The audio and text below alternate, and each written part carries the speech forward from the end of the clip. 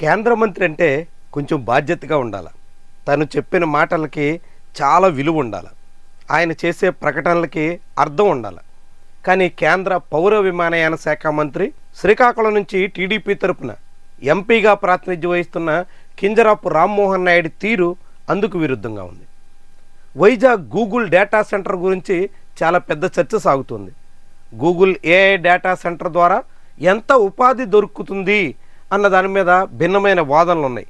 అధికారికంగా ప్రభుత్వం ఎస్ఐపిబిలో ఆమోదించిన దాని ప్రకారంగా ఆ డేటా సెంటర్ నుంచి 200 మందికి ఉద్యోగాలు వస్తాయి.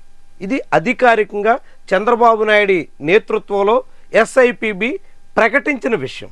అంటే ప్రభుత్వమే 200 మందికి ఉద్యోగాలు వస్తాయని అధికారికంగా వెల్లడించిన తర్వాత ఇక చివరికి ఎన్ని ఉద్యోగాలు ఉంటాయో చాలామందికి తెలుసు. అలాంటి గూగుల్ ఏఐ డేటా సెంటర్కి సంబంధించినటువంటి విషయం మీద మాట్లాడుతూ రామ్మోహన్ నాయుడు ఏకంగా 1,88,000 ఉద్యోగాలు వస్తాయి అంటూ ప్రకటన చేశారు. బహుశా ఈనాడు, ఆంధ్రజ్యోతి పత్రికల ప్రభావమో లేకుంటే ఏం చెప్పినా చెల్లుబాటు అవుతుందన్న ధీమానో తెలియదు. కానీ కేంద్ర మంత్రి రామ్మోహన్ నాయుడు మాత్రం హద్దులు దాటేశారు. అవకాశం లేని ప్రకటన చేసేశారు. అసలు గూగుల్ దాని మాతృ సంస్థ ఆల్ఫాబెట్ ప్రపంచవ్యాప్తంగా అన్ని దేశాల్లోనూ ఉన్న ఆ సంస్థ ఉద్యోగులే 1,80,000 మంది.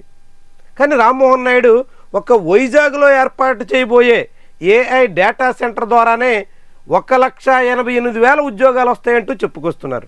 అసలు డేటా సెంటర్ ద్వారా ఉద్యోగాలు ఎట్టా వస్తాయి, వచ్చే అవకాశం ఉందా, అవకాశం ఉంటే ఎన్ని వస్తాయి, ఇలాంటివేమీ ఆయన పట్టించుకోకుండా ఈనాడు, ఆంధ్రజ్యోతి పత్రికలో రాసినవే నిజమైనటువంటి విషయాలన్నట్టుగా చెప్పుకొచ్చేశారు.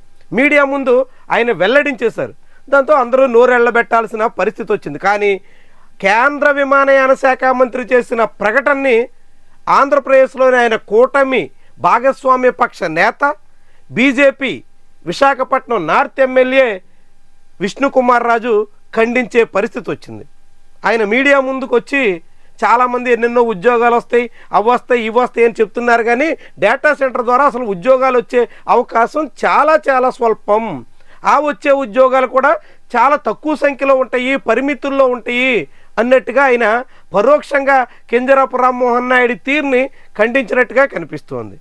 అంటే ఐటీ సెక్టార్ బ్యాక్గ్రౌండ్ నుంచి వచ్చిన విష్ణుకుమార్ రాజు చెప్తున్న మాటల ప్రకారంగా డేటా సెంటర్ ద్వారా వచ్చే ఉద్యోగాలు చాలా చాలా స్వల్పం, నామమాత్రం.